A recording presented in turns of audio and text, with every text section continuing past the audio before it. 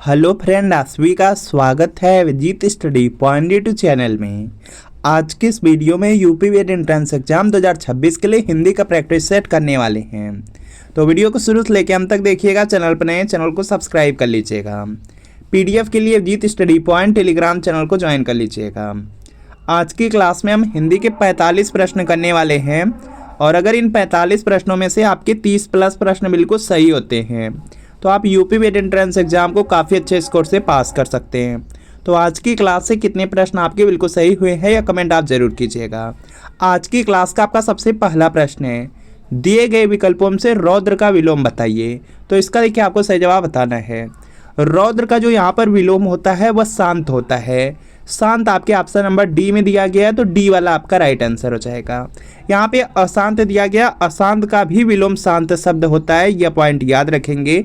वाचाल का यहाँ पे जो विलोम शब्द होता है वह मूक होता है, इसको भी आपको याद रखना है। मुखर का जो विलोम शब्द होता है यह मौन होता है, इसको भी आपको याद रखना है। अगला प्रश्न आपके सामने स्क्रीन पर है कि दिए गए विकल्पों में अम्बुज शब्द का पर्यायवाची है। तो इसका देखिए आपको सही जवाब करना है।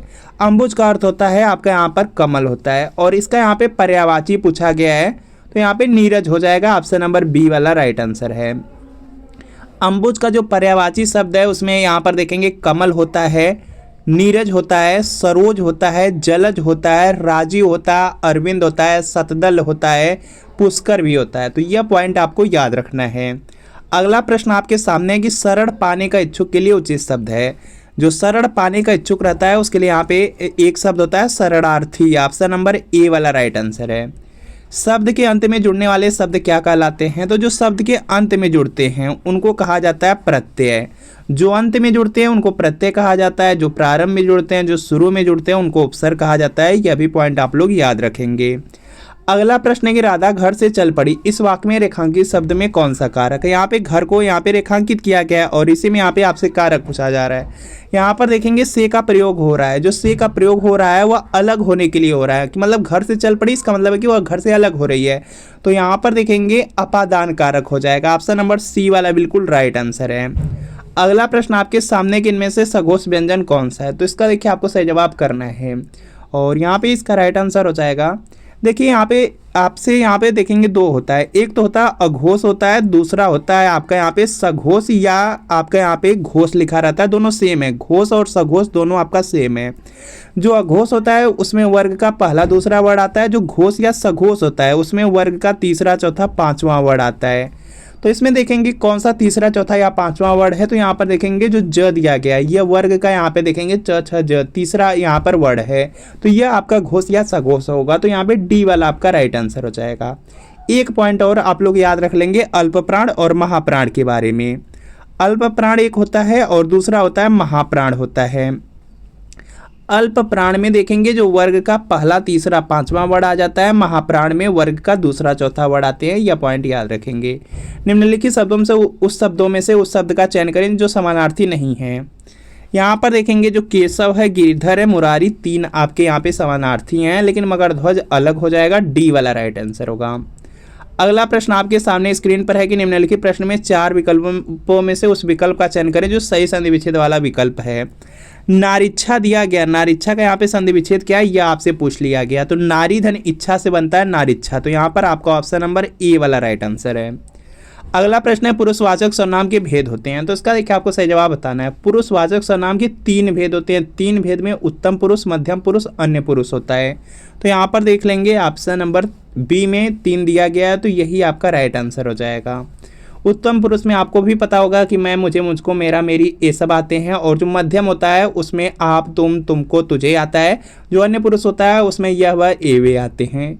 इसको भी आपको प्रयागराज संज्ञा की दृष्टि से है, तो इसका देखिए आपको सही जवाब करना है और यहाँ पे इसका राइट आंसर हो जाएगा। जो प्रयागराज शब्द है वह संज्ञा की दृष्टि से व्यक्तिवाचक संज्ञा है, तो यहाँ पे डी वाला राइट आंसर होगा। अगला प्रश्न है कि अत्याचार शब्द में उपसर्ग है। तो इसका देखिए आपको सही जवाब करना है। अत्याचार शब्द में जो उपसर्ग है वह अति हो जाएगा। सी में दिया गया, सी वाला राइट आंसर है। अगला है कि मनुष्य समुदाय में रहता है, इसमें रेखांकित शब्द का पर्यायवाची शब्द नहीं है। समुदाय शब्द का यहाँ पे पर्यायवाची कौन सा नहीं है यह बताना है। समुदाय का पर्यायवाची गण होता है, समूह होता है, वृंद होता है। गफ नहीं होता, तो सी वाला बिल्कुल राइट आंसर होगा। निम्नलिखित में से कौन सा विकल्प अन्य विकल्पों का अनेकार्थी नहीं है? तो इसका देखिए आपको सही जवाब करना है। तो यहाँ पर देखेंगे जो आपका नलिन होता है, सरस होता है, कमल, यह देखेंगे सब के सब यहाँ पे नलिन, जो नलिन शब्द है उसी का अनेकार्थी शब्द है। इसमें देखेंगे जो प्रबंध दिया गया है यह बिल्कुल यहाँ पे अलग हो जाएगा, तो यहाँ पे ए वाला राइट आंसर होगा। यहाँ पे क्या होगा? ए वाला राइट आंसर होगा। अगला प्रश्न आपके सामने है कि निम्नलिखित शब्दों में तद्भव शब्द पहचानिए। तो इसका देखिए आपको सही जवाब करना है। इसमें देखेंगे हस्ती लिखा गया, हस्ती का यहाँ पे तत्सम होता है हाथी। तो यहाँ पे जो यहाँ पर देखेंगे आपसे पूछा गया तद्भव ही पूछा गया, लेकिन यह हस्ती जो लिखा गया यह तत्सम है। और यहाँ पे वत्स लिखा गया, वत्स का मतलब होता है कि बछड़ा।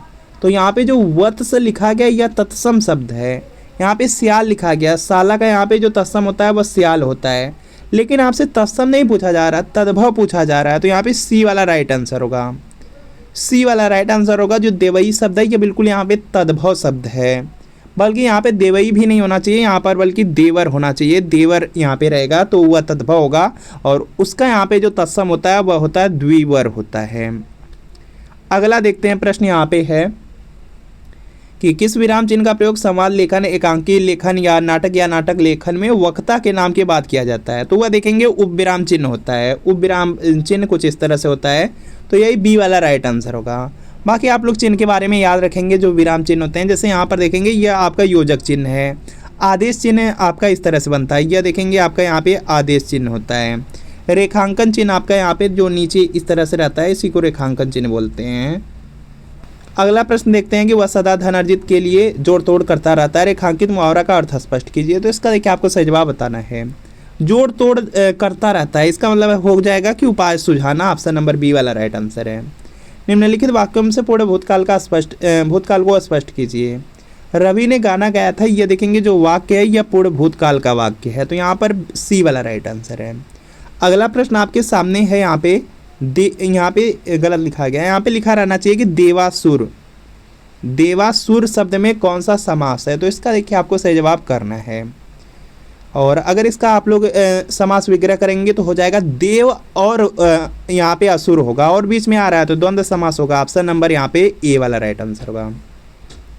अगला अष्टछाप के कवियों में प्रथम नियुक्त कीर्तन का कवि कौन थे? तो इसका देखिए आपको सही जवाब करना है, और यहाँ पे इसका राइट आंसर होगा सूरदास। ऑप्शन नंबर सी वाला राइट आंसर है।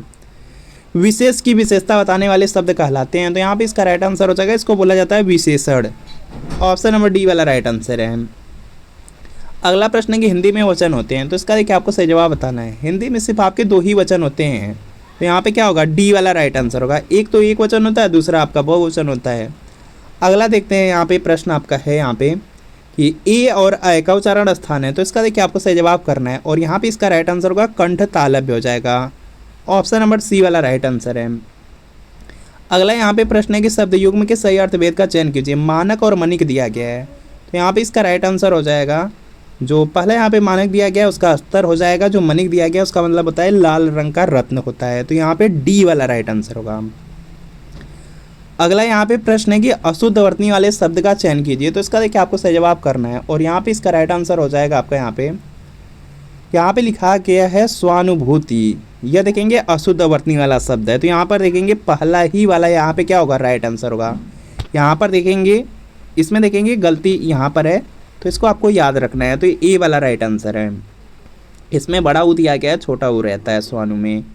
इसके बाद देखेंगे नेक्स्ट है कि खूंटी शब्द का बहुवचन बताइए, तो इसका देखिए आपको सही जवाब करना है। खूंटी का बहुवचन हो जाएगा खूंटियाँ हो जाएगा, और खूंटियाँ जो लिखा गया है सी वाले में, सी वाला राइट आंसर है। यह अलावा किस वर्ग के व्यंजन है? तो यहाँ पे इसका जो राइट आंसर है यह देखेंगे हो जाएगा आपके यहाँ पे, यह है आपका अंतस्थ व्यंजन। यह अलावा अंतस्थ व्यंजन है, सी वाला आपका राइट आंसर है। अगला है कंजूसी से धन व्यय करने वाला वाक्यांश के लिए कौन सा शब्द उपयुक्त है? तो यहाँ पे इसका राइट आंसर होगा कृपण हो जाएगा। ऑप्शन नंबर ए वाला राइट आंसर है। अगला यहाँ पे प्रश्न है कि सही अर्थ वाले समश्रुत शब्द का चयन करें, तो इसका देखिए आपको सही जवाब करना है, और यहाँ पर देखेंगे इसका राइट आंसर होगा, देखिए दिया गया है यहाँ पे बी वाले में कसर और कसरत दिया गया है। कसर का मतलब होता है कमी, कसरत का मतलब होता है व्यायाम, जो योग करते हैं, तो यहाँ पे बी वाला राइट आंसर होगा। अगला प्रश्न है कि निम्नलिखित में से शुद्ध वाक्य का चयन कीजिए, तो इसका देखिए आपको सही जवाब करना है। सभी लोग प्रयास करिए, जल्दी से यहाँ पे राइट आंसर करिए। तो यहाँ पर हो जाएगा कि भारत ने चंद्रयान 2 लॉन्च किया है, जो डी में दिया गया, डी वाला राइट आंसर है, डी वाला यहाँ पे राइट आंसर है। अगला यहाँ पे प्रश्न है कि निम्न में से देशज शब्द है, तो इसका देखिए आपको सही जवाब करना है और यहाँ पे इसका राइट आंसर होगा जो थैला शब्द है। थैला शब्द आपका यहाँ पे देशज है। अगला प्रश्न है कि कव्वाली शब्द में कौन सा लिंग है, तो इसका देखिए आपको सही जवाब करना है और यहाँ पे इसका राइट आंसर होगा, इसमें है स्त्रीलिंग, ऑप्शन नंबर बी वाला राइट आंसर होगा। इसके बाद नेक्स्ट है कि धनु धन टंकार किस शब्द का सन्धि विच्छेद है, तो यह हो जाएगा धनुष टंकार का, ऑप्शन नंबर यहाँ पे सी वाला राइट आंसर होगा। इसके बाद देखेंगे यहाँ पे नेक्स्ट प्रश्न आपका दिया गया है कि आधे अधूरे नाटक को किसने लिखा, तो इसका देखिए आपको सही जवाब बताना है और जो आधे अधूरे नाटक है उसको मोहन राकेश ने लिखा है, ए वाला राइट आंसर है। अगला प्रश्न है कि छत्रसाल दशक के रचनाकार हैं, तो इसका देखिए आपको सही जवाब करना है और यहाँ पे इसका राइट आंसर होगा भूषण है, ऑप्शन नंबर यहाँ पे ए वाला आपका यहाँ पे राइट आंसर होगा। इसके बाद नेक्स्ट है कि हिम तरंगिणी के यहाँ पे रचनाकार कौन है या किसने किया है, तो यहाँ पे इसका राइट आंसर हो जाएगा माखनलाल चतुर्वेदी, जो कि यहाँ पे डी में दिया गया, डी वाला आपका राइट आंसर है। यूपी बीएड एंट्रेंस एग्जाम आपका यहाँ पे 31 मई को होने वाला है, बहुत कम समय आपके एग्जाम में बचा हुआ है और आप लोग देखेंगे आपके एग्जाम में 200 प्रश्न पूछा जाता है, 400 नंबर का एग्जाम होता है। अगर आपके 250 प्लस नंबर आते हैं तो बिल्कुल मनपसंद के कॉलेज मिलते हैं, अगर सरकारी चाहेंगे सरकारी, प्राइवेट चाहेंगे प्राइवेट, अपने ज़िले में चाहेंगे तो ज़िले, जो कॉलेज चाहेंगे वो मिलेगा। और यूपी बीएड एंट्रेंस एग्जाम की सबसे अच्छी बात है कि बहुत सारे प्रश्न प्रीवियस ईयर क्वेश्चन पेपर से रिपीट हो जाते हैं। जैसे आपका जीके का सब्जेक्ट है, जीके के सब्जेक्ट में देखेंगे 50 प्रश्न आता है, 50 में आप लोग खुद देखेंगे एग्जाम में लगभग 30 से 35 प्रश्न रिपीट हो जाता है प्रीवियस ईयर पेपर से। बिल्कुल इसी तरीके से हिंदी है, हिंदी में 50 प्रश्न आता है, लगभग आप देखेंगे 35 से 40 प्रश्न प्रीवियस ईयर पेपर से। रीजनिंग में भी 50 प्रश्न आएगा, 35 से 40 प्रीवियस ईयर पेपर से। आर्ट साइंस कॉमर्स कुछ भी हो उसमें भी 50 प्रश्न आएंगे और लगभग आपका यहाँ पे 25 से 30 प्रश्न प्रीवियस ईयर पेपर से। तो कुल मिला करके यूपी बीएड के लिए प्रीवियस ईयर पेपर आप लोग जरूर पढ़िएगा।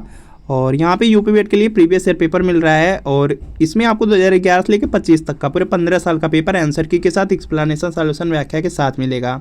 सभी सब्जेक्ट रहेंगे जैसे आपका जीके है, हिंदी है, रीजनिंग है, कला वर्ग है, विज्ञान वर्ग। तो वीडियो के नीचे डिस्क्रिप्शन में जाइए, लिंक मिलेगी, लिंक को क्लिक करिए, नाम मोबाइल नंबर फिल करके सिर्फ 30 रुपये का आपको पेमेंट करना है। जैसे 30 रुपये का पेमेंट करेंगे तुरंत प्रीवियस ईयर पेपर का जो PDF होगा डाउनलोड हो जाएगा और इससे तैयारी कर लेंगे, एग्जाम में बहुत ज़्यादा हेल्प मिल जाएगी। लिंक से परचेज करने में कोई प्रॉब्लम आ रही है या डायरेक्ट व्हाट्सअप से ही परचेज करना है तो इसी व्हाट्सअप नंबर पर लिखना है UP BEd entrance previous year paper, art या साइंस लिख करके व्हाट्सअप पे मैसेज कर दीजिएगा। जैसे मैसेज करेंगे रिप्लाई किया जाएगा, सिर्फ 30 रुपये की पेमेंट करनी है। जैसे पेमेंट करते हैं तुरंत प्रीवियस ईयर पेपर का PDF सेंड कर दिया जाएगा, तो व्हाट्सअप पे मैसेज जरूर कर लीजिए।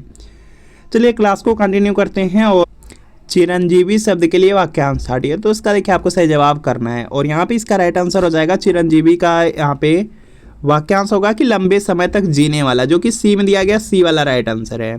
निम्नलिखित प्रश्न में 4 विकल्पों से दिए गए शब्द के विपरीत अर्थ वाला शब्द चुनिए। वृद्धि का यहाँ पे आपको विपरीत अर्थ वाला बताना है, मतलब विलोम बताना है, तो यहाँ पे 6 हो जाएगा वृद्धि का।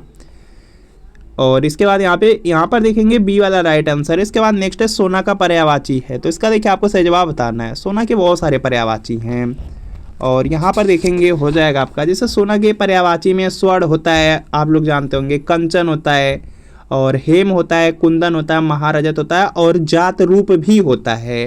तो यहाँ पे जात रूप दिया गया है, तो यहाँ पे डी वाला राइट आंसर होगा। अगला है कि निम्नलिखित में से शुद्धवर्तनी का चयन कीजिए, तो इसका देखिए आपको सही जवाब बताना है और यहाँ पे इसका राइट आंसर हो जाएगा जो डी वाला अनिष्ट लिखा गया, यह आपका शुद्ध है। बाकी आविष्कार नहीं होता, आविष्कार होता है। अनुत्तीर्ण में देखेंगे त के ऊपर यहाँ पे बड़ी ई लगी रहती है, तो यहाँ पे डी वाला राइट आंसर है। इसके बाद नेक्स्ट है कि पुनर्जन्म शब्द के शुद्ध रूप का चयन करें। यहाँ पर देखेंगे जो र लगा हुआ है यह ज पे लगा रहता है, तो यहाँ पर बी वाला राइट आंसर होगा। अगला देखेंगे कड़वाहट शब्द में प्रत्यय है, तो इसका देखिए आपको सही जवाब करना है। प्रत्यय लास्ट में लगते हैं तो यहाँ पे आहट प्रत्यय होगा, सी वाला राइट आंसर है। आसमान को छूना मुहावरे का अर्थ है, तो इसका देखिए आपको सही जवाब बताना है। इसका मतलब है कि बहुत ज़्यादा प्रगति कर लेना, ऑप्शन नंबर यहाँ पे सी वाला राइट आंसर है। इसके बाद नेक्स्ट प्रश्न है कि निम्नलिखित में से कौन सा वर्ड अल्प प्राण है, तो अल्प प्राण के बारे में अभी बताया गया है कि वर्ग का जो पहला, तीसरा, पांचवा वर्ड है वह आपके अल्प प्राण है, जो महाप्राण है उसमें वर्ग का दूसरा, चौथा वर्ड आ जाते हैं। तो जल्दी से प्रयास करिए और राइट आंसर करिए कौन सा इसमें राइट है। तो यहाँ पर देखेंगे इसका राइट आंसर हो जाएगा यहाँ से यहाँ पर देखेंगे जो ज दिया गया है, यह देखेंगे वर्ग का तीसरा वर्ड है, तो यही क्या हो जाएगा, अल्पप्राण हो जाएगा। तो बी वाला आपका राइट आंसर है। इसके बाद देखेंगे नेक्स्ट प्रश्न आपका है कि निम्नलिखित में घोष वर्ण कौन सा है, तो इसका देखिए आपको सही जवाब बताना है। और यहाँ पर देखेंगे जो र है यह देखेंगे घोष वर्ण है, तो यहाँ पे ए वाला आपका राइट आंसर हो जाएगा। इसके बाद देखेंगे नेक्स्ट प्रश्न आपका है कि ज्ञ वर्ण किसके योग से बना है, तो यहाँ पे इसका राइट आंसर हो जाएगा आधा ज और ञ के योग से बनता है ज्ञ, तो यहाँ पे सी वाला राइट आंसर है। तो फ्रेंड आपको बताना है कि इन 45 प्रश्नों में कितने प्रश्न आपके बिल्कुल सही हुए हैं, या कमेंट आप जरूर कीजिए। वीडियो अच्छा लगा वीडियो को लाइक करिए, चैनल पर नए हैं चैनल को सब्सक्राइब कर लीजिए और यूपी वेट के प्रीवियस ईयर पेपर के लिए इस व्हाट्सएप नंबर पर मैसेज कर लीजिए। तो मिलते हैं फ्रेंड आपसे नेक्स्ट वीडियो में।